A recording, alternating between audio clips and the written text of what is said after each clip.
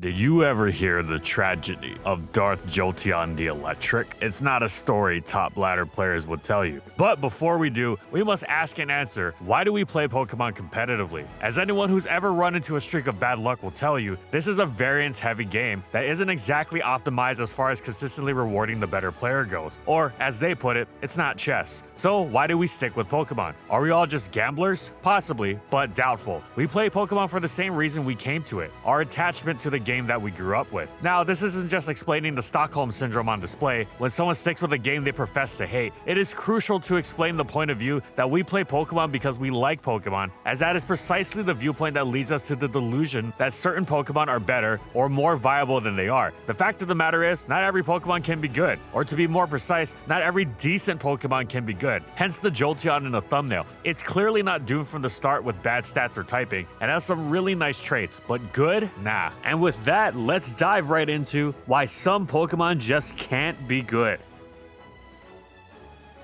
But before we start, we here at FSG are all about education with a little bit of fun, which is why we are excited to be sponsored by a literal university, Southern New Hampshire University. SNHU is an accredited non-profit university. Have you ever felt stuck at a job you just despise or feel unfulfilled? Have you ever wanted a better one but felt unqualified? Well, SNHU can help you with that. But wait, tuition has only gotten more expensive. How can anyone afford college these days? Yours truly is still paying off student loans for that editing degree, while SNHU has some of the lowest online tuition in the country. How lucky. I wish that was the case for me. And they have a great game design development program that they have encouraged me to talk about. In fact, they have both a Bachelor of Arts for Game Art and Science for Game Development, which includes courses on programming, scripting games, interactive animation, digital game development, and much more. So if you want some amazing education and also support the channel to help us produce more content, you can click my link in the description below or visit snhu.edu/fallswipe to learn more. And thank you so much to SNHU for sponsoring this video.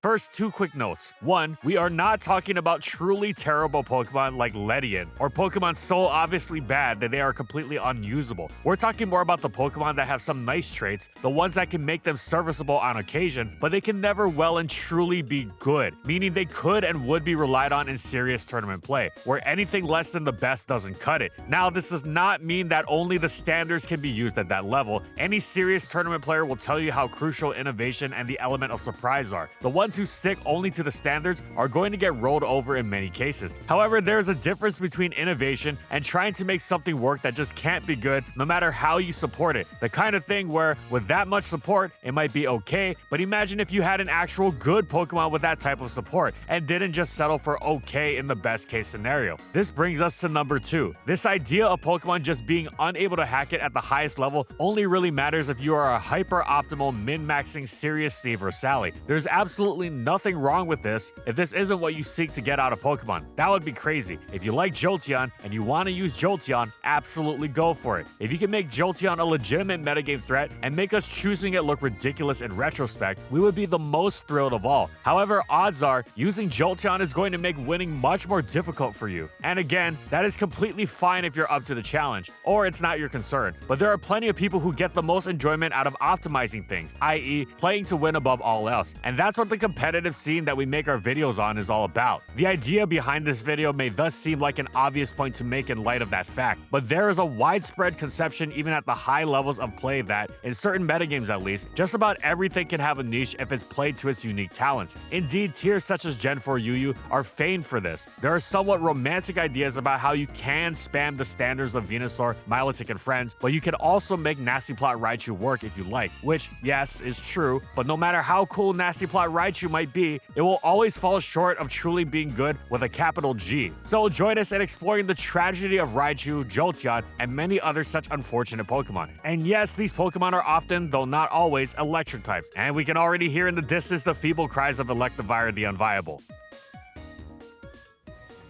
We'll begin by looking at Jolteon itself. It is an OU Pokemon in the first 4 generations, and there its amazing speed, solid special attack, and time-honored stab Thunderbolt are on full display. The latter 2 generations also saw it gain its amazing ability, Volt Absorb, which doesn't just give it an electric immunity, but turns opposing Thunderbolts into regained health. It also wielded Baton Pass to great effect. It could even throw wishes around, and there was plenty for it to do effectively. Yes, it had its flaws. Beyond metagame specifics, it was generally very physically frail, and it was strong, but not that strong. However, it was a good Pokemon. This changed in Generation 5. Jolteon was no longer able to keep up with the Jonesies. What with all the weather, dragon, and fighting-fueled carnage flying around, that was generally out of its pay grade. However, curiously, Jolteon remained OU. It is still OU in Gen 5 to this day. If you're playing on Pokemon Showdown, putting Jolteon into your team builder in the format will show that it is OU by technicality, meaning it was indeed OU via ladder usage during Black and White's tenure as the current generation. But it was not at all a part of the serious tournament metagame that kept the tier alive afterwards, post Black and White, you could call it. Why not have it drop to UU, you wonder? Well, the UU player base didn't want their past gen lower tier to be messed with. A recipe for obscurity, relatively speaking, if there ever was one. Fair enough, so why not drop it to BL? Great question, and a valid one to be sure, but we're not here to pontificate on the specifics of tiering bureaucracy, especially since it doesn't even really matter for what we are here to discuss. The point is that it isn't actually good in OU. However, it seems like it is, or at least it can be, which is what led it to remain in the tier for the entirety of the current generation. It was basically Metagross-esque the way it got spammed. At first, it was when Gen 5 was still being felt out, and several familiar Gen 4 Pokemon continued to see usage because, hey, they're probably still good. But whereas old familiars like Swampert, Suicune, Zapdos, and Flygon eventually fell to UU, for some reason, Metagross, another Pokemon befitting this video by the way, and Jolteon continued to be used, and they wound up perpetuating themselves in how newer players tried them out. It's OU, therefore it must be good, and in doing so, they inflate the usage so as to keep it going. It's easy to see why Jolteon could work in Gen 5 OU. It's fast and has Stab Thunder in a metagame dominated by Permanent Rain. This makes it excellent both on and against rain teams, right? Plus that Volt Absorb lets it block opposing Volt Switch, one of the most irritating moves in the game. It's got the typing and speed to check Thundurus Therian, a monstrously broken threat, while also outrunning the fastest non-Scarf Pokemon completely used, Alakazam. And by extension, all the fast threats Alakazam was already notable for outrunning, like Starmie, Tornadus, the Lati Twins, Keldeo, Terrakion, Garchomp. In fact, Jolteon was so fast, it even outran Dragon Dance, Dragonite, and Gyarados after a boost. Who needs a Choice Scarfer? It wasn't just new ladder players using it either. You can count the instances on one hand, but even a tournament player would be curious / not use their best judgment on occasion. Oh, it's been tried, and that's precisely why it doesn't get used. This is exactly why Jolteon is the perfect subject for this video, and it's not the only one of its kind, of course, not by a long shot, but it precisely exemplifies the concept. From how we described it, Jolteon is not completely unviable in Gen 5 OU. It's got some really nice attributes, and those attributes are, crucially, unique enough to where they can't easily be replaced. You could, in fact, do a lot worse. However, you could also do a lot better. The fact of the matter is, no matter what you do with it, Jolteon can never truly be good. It is a gimmick. Can it work? Occasionally. Is it the best choice? No. Even the most perfectly supported Jolteon does not have much to offer. Yes, on paper, it's got all of that jazz that we outlined, but in practice, it's not going to concretely, meaningfully impact the game. Jolteon's frailty puts it at constant risk of death. Yes, Volt Switch immunity is cool, but if it switches into pretty much anything besides Volt Switch, it's either gone or close to it. You know what else has Volt Absorb? Thundurus Therian, which also has the benefit of being an insanely broken monster in its own right. Jolteon, on the other hand, is incredibly weak by Gen 5 standards. It already had power issues in the preceding generations, but it struggles to leave much of a mark on anything in the 5th. This is partially because it has no real coverage beyond hidden power, and it can't even compensate by Volt Switching all over everything. Because it's so limited, its hidden powers don't exactly strike fear in the quad weak grounds, who can just scout it with Protect and then switch out. If you're using Jolteon to check Thundurus Therian, putting aside for a minute how it doesn't exactly love taking focus blasts, you are passing up using your own Thundurus Therian, and no, using Jolteon and Thundurus Therian together on the same team isn't an option. Rain is already overly crammed for slots as it is. In short, Jolteon can't switch into almost anything. It struggles to threaten a significant portion of the very bulky metagame, and using it is going to cost you a slot that you could have used on something much better. Despite its potential to occasionally do something decent, it's not going to do more than that. It isn't good. This threshold may seem cutthroat. If it's not great, it's unusable. Isn't that harsh? Well, when you're playing to win, you have to be. You don't want to be dropping important tournament games because you went with a worse option and were outmatched from the get-go. It's a trap everyone gets lured into at one point or or another, and they kick themselves afterwards. We must quickly harken back to something mentioned in the intro. We would be thrilled to see such statements proven wrong. Even old metagames are constantly innovated in. If Gen 1 and Gen 2, famously limiting and coming up on 30 years old, both still see new strategies, no other metagame has any sort of excuse. In fact, Jolteon's status as the real deal in Gens 1, 2, and 3 all came well after they were the current generation. When discussing how Pokemon like Gen 5 Jolteon are just not good enough at the highest level, this is not, we can't emphasize this enough, because only the standards are acceptable. There is the idea that a certain elite only wants the Landorus of the world to be allowed, which is nonsense. These elite players are among the most innovative around. However, they are elite because they are successful. Again, success does not mean just spamming the standards. Creativity is key, but it's good creativity that's key. And to consistently have good creativity, recognizing when a Pokemon just can't hack it is imperative. Something being unusual doesn't automatically equate it to being an underrated threat. As one great player said a long time ago, be creative, not dumb. There are many of these. Yes, Moltres and Charizard used to be gimmicks in advance, then their talents were repeatedly utilized to top level success, and they are now metagame standards. The key part there is that their talents were utilized to top level success. Good players used them and won with them. That's the end to most of these debates, if it wins or not. So basically, if someone out there feels strongly about Jolteon and its lack of OU viability in Gen 5, know that it isn't because the elite are strong-arming a metagame where Ferrothorn rules all. The very same generation is the one that, not all that long ago, saw Clefable join its ranks as a legitimate threat after being brought to high-level tournament play. If you would like Jolteon to receive the accolades you believe it currently lacks, the answer is simple: use it and win with it. We would be honored if this video provoked a Jolteon-fueled shift in the Gen 5 OU metagame. Heck, maybe the Jolteon Thunderous Therian combo we just called unviable for how Rain can't fit it effectively will lead the way. So what else is out there beyond Gen 5 Jolteon that fits in this vein? Well, as Jolteon's flaws become increasingly apparent, its usage almost entirely disappeared in Gen 4 OU. The Baton Pass ban didn't help, but it was already incredibly rare to begin with how its lower power often betrayed the potential of its great speed. The slower but much stronger Raikou wound up being preferred, while also boasting Calm Mind and potentially even the superb coverage of Aura Sphere. Speaking of Raikou, we can continue in the electric vein and mention how it remains OU in Generation 6, despite not having been used at the highest level for a long time. It is also OU by technicality, and suffers from the exact same problems as Jolteon in Gen 5, and every gen actually, as Jolteon fell to RU in Gen 6, stayed there in Gen 7, went to PU in Gen 8, and is now untiered. Raikou, at least, hasn't fallen to untiered yet, just RU twice, and is currently sitting in NU. But let's break away from the electrics, lest this video unintentionally become the ballad of the woebegone electric type. Nor do Pokemon that just can't be good necessarily have to be those languishing in OU by technicality limbo. Heck, they don't even have to be in borderline, and thus struggling with the same problem of having nowhere else to go, so occasionally sure someone's going to try them. Many Pokemon that have similar allure reside in UU. They seem to have untapped wells of potential by many players looking for the next big thing, but because they want to see the next big thing so badly, they tend to overlook the flaws that are the main reason the Pokemon doesn't get used in the first place. Certain UU or even RU and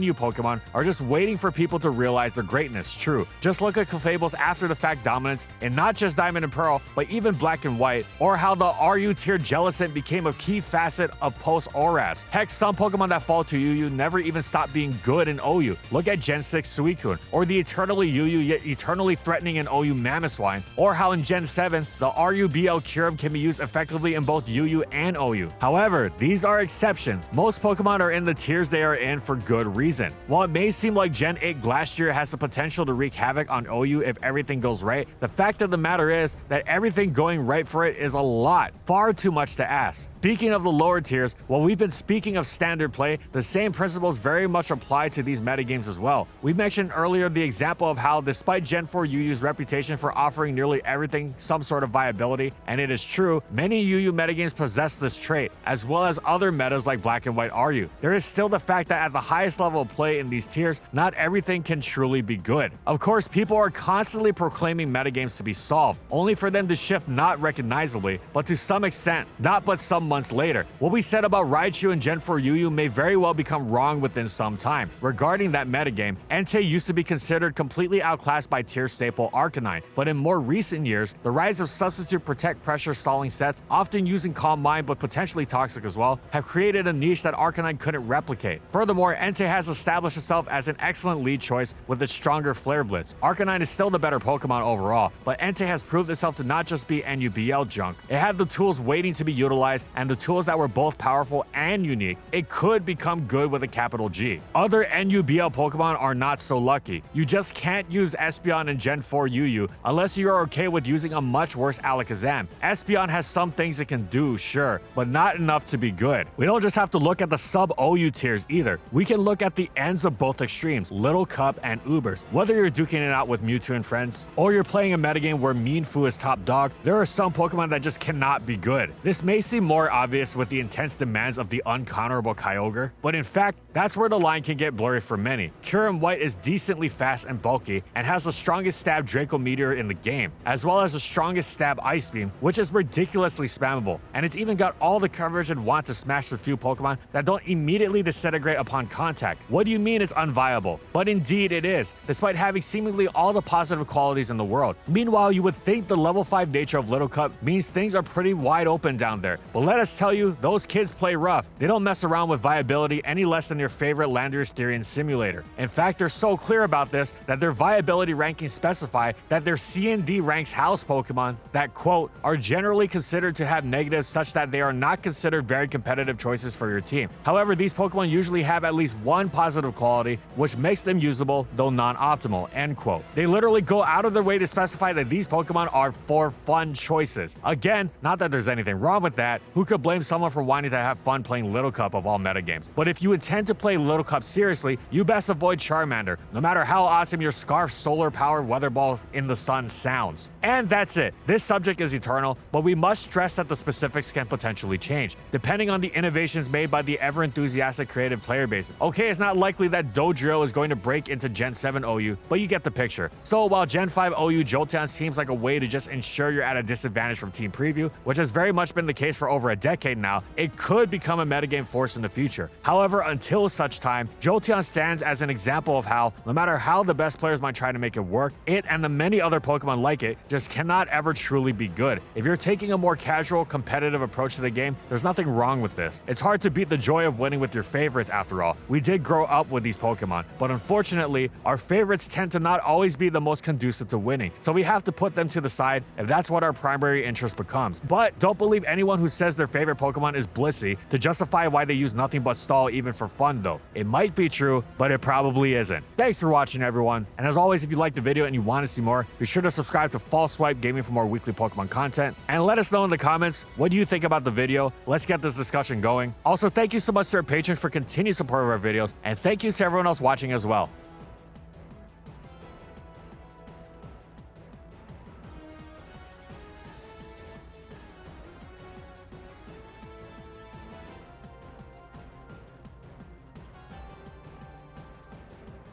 And thank you so much to our Platinum patrons. Thank you to Amphozenus, Alex Sable, Anthony Belval Renault, Bingleton, Daniel Isbeast, Funky, Glitcherton, Howl, Megamon VGC, Nurse Jake, Jack G, Pretzel SP, Spavoon, Skylaria, Soares and Croxon, Shiwei Miji, Stoneface Colin, Kiboflu for their major support of our videos.